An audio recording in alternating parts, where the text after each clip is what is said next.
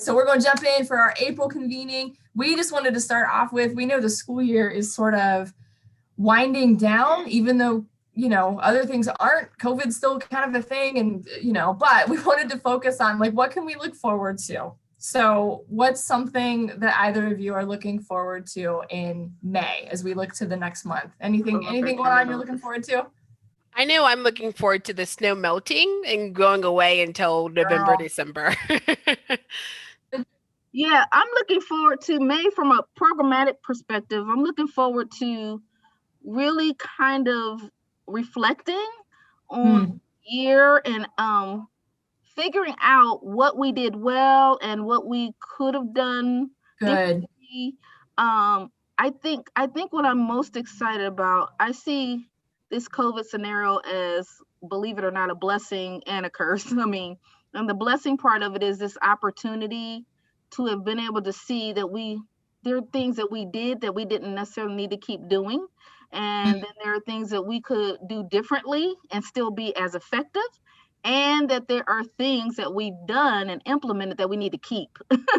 So I think it's a great opportunity for the youth we've served that we can offer better services to them. That's so insightful. Definitely a good time to reflect. And I think look back at, there are things we've implemented because of the pandemic that we want to keep. We're like, hey, that's great. Yeah. And then there are things that we're like, yeah, as soon as we can, we're done with this. So yeah, exactly. Yes. So I'm looking forward to May for that. And then also also, I feel like we've seen some strides. So it's exciting. It's almost like we're going to have a little graduation in May with the kids we've been working with and see them, that they went from the hardest times I've ever seen and struggling, and many of them even getting the lowest marks they've ever gotten, to now they're all their marks are A's and B's. And so that's so exciting. That's so exciting. Yes. That's encouraging. I'm glad to hear that. Yep. Glad to hear that for sure. Well, anybody else, feel free to shout out or drop in the chat. We're just looking forward to something in May, thinking about what we can feel optimistic about. And while we drop those things in the chat, today's outcomes, we are going to talk about our competencies of the month, which is what we've been focusing on, which are social awareness and personal responsibility. So we're going to share some strategies to support both of those competencies. And we also just want to build and strengthen relationships and just know that we're all in this together. And that's a phrase that's been used a lot, but I think we've also seen it demonstrated a lot, that we really are walking through all of this, in a like situation. So that's what we're hoping to do today. So with that, we're going to jump into strategies. We really want to try to honor our time. We're going to try to do this in less than 30 minutes and just join with you and share these strategies, and then time for conversation, of course, at the end, if that's a desire. Just a reminder that we look through equity at everything that we do. We want to make sure that we're offering equitable programming, equitable opportunities to our youth and to families. And so just a quick reminder of what educational equity is, just meaning that every student has access to the resources that they need at that moment to help them be successful, regardless of race, ethnicity, gender, language, disability, etc. So just thinking about equity as we think about these strategies. Just a quick reminder, these are the 8 competencies that the DESA system uses for social emotional learning. And we are going to jump right into social awareness. Just a quick recap on what social awareness is it's just being able to empathize with other people, being able to understand and practice taking the perspective of other people, and knowing that, we have sort of norms for behavior and sort of kind of, understanding what those are and having resources to do that. Some examples of activities that would support social awareness are those that encourage perspective taking, those that encourage empathy, those that encourage the appreciation and respect for diversity and respect for others. We are going to practice by perspective taking. I'm very curious how many of you are familiar with and maybe remember this picture. The picture that nearly broke the internet. I don't know if it was a year or two ago, but I remember this was a huge thing. But, I feel like this dress ruined relationships between people because there were a lot of arguments on what people saw right? Some people said, no, it's for sure white and gold. No, it's for sure blue and black. My brain goes back and forth and sometimes sees both, and it really messes with me because then I'm arguing with myself. But, you know, just perspective taking. And this is just an example of something we can use with students to help them see that we have different perspectives. We have different lived experiences. The way that we see things differ sometimes from one another, and that we can learn so much from each other if we pause to think about the perspective of another. It helps us build empathy and contributes towards strengthening our social awareness. Now, the dress picture, I have fun with it because personally, it messes with me. Other pictures that you could use with students, there are dozens and dozens online. If you do a Google search for ambiguous images or even optical illusions, you will find lots and lots of options to use. Here are just two simple ones. And so, you know, on the image on the left, some people see the shadowed outline of a face, right? That's the first thing they see a person. And other people look at it and say, definitely somebody playing the saxophone, the side view of a saxophone player, different perspectives. The picture on the right, some people see that as a duck who is facing toward the left. And some people are like, no, that's a rabbit who's facing toward the right. I don't think nobody's wrong on that. It's just a different perspective. And so using tools like this with students are a way that you can introduce the conversation of perspective taking, and that we have different perspectives and understanding and trying to empathize with the perspective of someone else. The pictures are great, they're conversation starters, and then you can use these with real life situations. You know, it could be a story that you have in your library and you practice taking the perspectives of characters. It could be a situation that actually happens with students in your center, and you say, well, can you understand where this person is coming from? Can you understand their perspective? And in that, we're building empathy and working on our social awareness. Something else to think about when we think about social awareness, and you know, especially in regard to appreciating diversity and respecting diversity, is, you know, just a couple of quick tips. You know, take a look around your space. I think a lot of us probably do a great job at this, but I think it's something that we can always be aware of. Looking at the visuals in your space. Do you have pictures that represent different races, ethnicities, abilities, genders? Are you representing, you know, the population you're serving? Are you representing diversity? Are you also introducing other cultures to help students, you know, appreciate that? Important to have things around us that encourage the conversation around differences, because, you know, that's not something we don't want to have, you know, the month of, you know, oh, this is multicultural month. That's fine if it's a special emphasis, but we want to talk about diversity all the time. We want it to be embedded in who we are, and teaching our students to have those conversations and to collaborate in the presence of difference.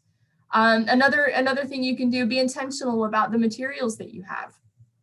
Whether it's books or toys, musical instruments, different things that you have, think about having different cultures. One of the teachers at our center told me a couple of years ago, she's like, hey, we have no good musical instruments that represent other cultures outside of the keyboard and the drums, which, I mean, nothing wrong with the keyboard and the drums, but we did a little digging and found some multicultural musical instrument sets that were relatively affordable, and we purchased those, and great conversations happened around those. So that can help us to strengthen our social awareness as well. And then also modeling appreciation for diversity and cultures and different abilities. You know, inviting students to share experiences. Cultural sharing can be a very powerful thing. And model interest in that. So if somebody shares something, we don't want to be dismissive, right? We want to actually invite conversation there. Oh, tell me more about that. I'm not familiar with that. Modeling that open posture and genuine interest in learning and growing. Another thing we can do is create a culture of caring. We are very good, I think, at teaching students about expectations, right? I think if I say be safe, be responsible, and be respectful, probably most people are like, oh yeah, we have similar expectations at our center, right? We do too. Those are 3 of ours. We also teach students about academic expectations. We expect you to work on your homework. We expect you to do different things, but are we having conversations around our culture in our centers? Maybe we are, and that's awesome. I just want to encourage us to dig into that a little bit more and press into that. And if we're not, never too late to start having these conversations. So setting expectations for caring and for the culture that we're going to have together. Just like the chord in this picture, we're stronger when we're together as a community. In the program where I work, we have some sort of program statements that we have that have become embedded in our culture, in our program culture. So we'll start, and the students know, if I say in this program, they know I'm about to underline one of our cultural priorities. And so some examples, in this program, nobody sits alone. That's a big thing that we do here. Nobody sits by themselves unless they need space. That's different. If they need a minute to calm down, that's different, but nobody's allowed to be isolated and alone. With that, in this program, you can't say you can't play. That's one of our things, is you cannot be exclusive. If somebody wants to join you, we're an inclusive culture. So just thinking about those conversations, what are those values you have at your center, and how can you continuously remind students and staff of those values? Define what it looks like to care for one another. Define what it looks like to stand up for one another. Call it out when you see it. I think that those are really, really helpful things that, again, contribute toward our social awareness and strengthening that. One book that I want to share with you, I love this book. So this is a book called The Juice Box Bully, and it's a really good book, I think, that represents having a strong culture. It basically, a new student comes to a new school, and he has been bullied before and picked on before. So when he comes to this new environment, he comes in as a bully, and we all know that hurt people, right? He comes in and as an adult, you can read the story like, oh, he's preventing rejection before it can happen. He's protecting himself, but he's doing it by bullying. He thinks he's going to bully his way through this group of students, and he quickly learns that their culture is so strong that his bullying tactics don't even work there. They won't accept that, and they still reach out to him and include him in the story. So it's a phenomenal book. It's available on YouTube. Even if you just want to view it as a read aloud, you can just search The Juice Box Bully on YouTube, and there are several videos where they flip through the story. But it talks about a caring community and what, a good example of a strong culture. And these students stood up for one another, and they even stood up for the bully, because they were saying sort of that in this program, like, no, you guys, what we agreed to as a classroom, and we're going to uphold that. And it was just really, I think, a powerful book. You could also practice perspective taking in a book like this. You could ask students to take the perspective of the bully, the perspective of his classmates, the perspective of even the teacher. So I think it's just a really powerful book. Again, to build on that social awareness, so that perspective taking, that empathy building, and the respect and appreciation for others. And so that actually wraps up social awareness. And so we are going to flip to personal responsibility. Thank you, Nikki, for that amazing information as we transition into personal responsibility. Just as a reminder here, personal responsibility is the ability to be careful and reliable in reactions. And some of those activities will include understanding expectations and setting those expectations, appear conscientious and on task, being dependable and helpful, but also serving others as a role model for your peers. And to jump into some activities that we have that focus on personal responsibility, the first one here is about showcasing the strengths of your students. Part of personal responsibility is understanding and meeting those expectations.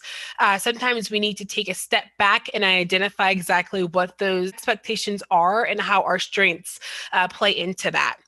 So you can do this in your LEC setting.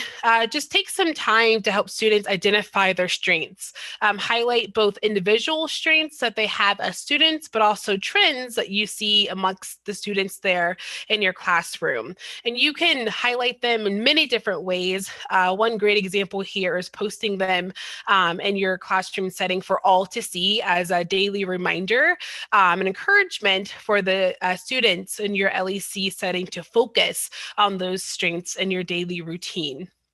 And be mindful that some students may need a little bit of help identifying those strengths.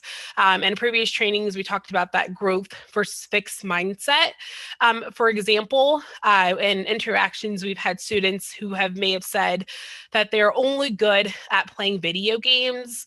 And if you have that interaction with a student, take some time apart to be able to have that discussion, to focus on the strength that they're expressing. So even if they aren't able to identify it, we can help them identify and bring that strength out of them. Of course, there's other strengths that they may have, and we just, as adults, need to help them see that.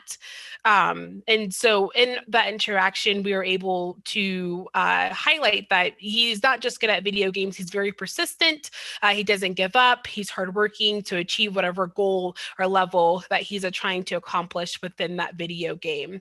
Another exercise that you're able to use to have this strength-based approach in interactions with youth is one, to identify their strength, and then share a story or an experience where you're able to connect that strength to a memory, and then have a game plan of how they can use that strength to achieve future goals that they may have in your LEC setting.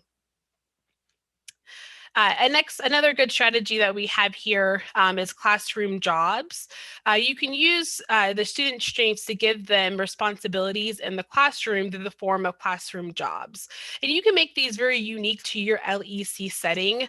You can also make them very creative. So, instead of, the person who turns off the light, they can be the electrician, or just giving them creative, effective names, which kind of enhances the importance and encourages the excitement for the kids to be able to want to participate in doing those jobs. And there is a list of jobs that you're able to use that we'll share in the chat as well, that you can implement within your LEC setting. And just, again, you want to focus on, when giving out these classroom jobs, focusing on the strength of the student, or what they're interested in, so that they are more encouraged and excited to complete that responsibility within that classroom job in your LEC setting. Another great exercise or strategy that you're able to use to focus on personal responsibility is classroom commitments, or expectations. This is a very great foundation that sets that expectation, so the kids know as soon as they walk in the door, as they're carrying out their day-to-day routine, as they go home, they know that foundation of what is expected of them and what their goal is for their own personal responsibility. And you can develop this together. You can have a discussion at the beginning of your setting, just to discuss the atmosphere or tone that you guys want to create together, so the kids also have an input of what is expected of them. And you can refer to this as a daily reminder. You can do it at the beginning of the setting, just so they know the tone of the day, and also at the end of the setting, maybe as a reflection on what went well or what didn't go well, and how we can improve the following day to get back to those core expectations. And this doesn't just have to be used with students. You can also use it with the staff in your LEC or other settings as well. Just as adults, I think we also need that reminder of the expectations of the spaces that we occupy, or just ensure that everybody's on the same page and communication or approach when you're working together. So even as adults with your staff, you can take some time to build this commitment or expectation list, and really talk about the atmosphere and the tone of the work environment and the culture that you guys would like to create together. I think doing so with the students in your LEC, but also the adults in that setting as well, just creates a cohesive overall environment of highlighting personal responsibility. So that was a very quick rundown of the strategies of the SEL competencies that we are focusing on this month. And please take time to respond in the chat. What strategy sounds like it would work well to implement, that you can take home today and implement in your LEC setting?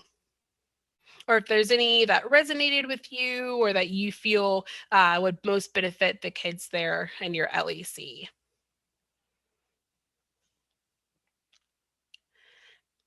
And as you guys are reflecting on that, please take your time. We can also think of any questions that we may have. If you don't have questions now, or if you think of something, later on or over the weekend, you guys have our contact information. Please feel welcome to send those questions to us, and we are more than happy to provide any support that is needed or answer any additional questions. Our contact information is listed there, your SEL Dream Team, as we are excited to continue to partner with you and the amazing work that you do for your community. So if there's any additional needs, support, any more content that you guys want to see in future training or onboardings, please feel welcomed to reach out to us. And with that, we also value your feedback. This work that we do is dedicated and catered to you as LECs. So there's a QR code, and the follow-up email will also have a link. Please, if you have a few moments, take the time to complete the feedback form. This makes sure that we are right in the correct space and giving you the content and support that is needed as we continue to support your SEL development in your LEC settings. And our last and final convening will be May 20th at noon. Calendar invites have been sent, and we'll also send reminders. Of course, between then, we will continue to send out SEL content, but hopefully we will see you at our last convening in May. It's crazy to think that the school year has already come to an end, especially with summer right around the corner, but I am excited for the warm weather and the snow to melt. And lastly here, we just want to say thank you for joining us. We know you guys have crazy busy schedules, and whether you're watching it live or listening to the recording, we greatly appreciate your feedback and being able to participate and engage in our convening. We are honored and excited to continue to partner with you. And of course, if there's any additional support that we're able to provide, please feel welcome to share that with us.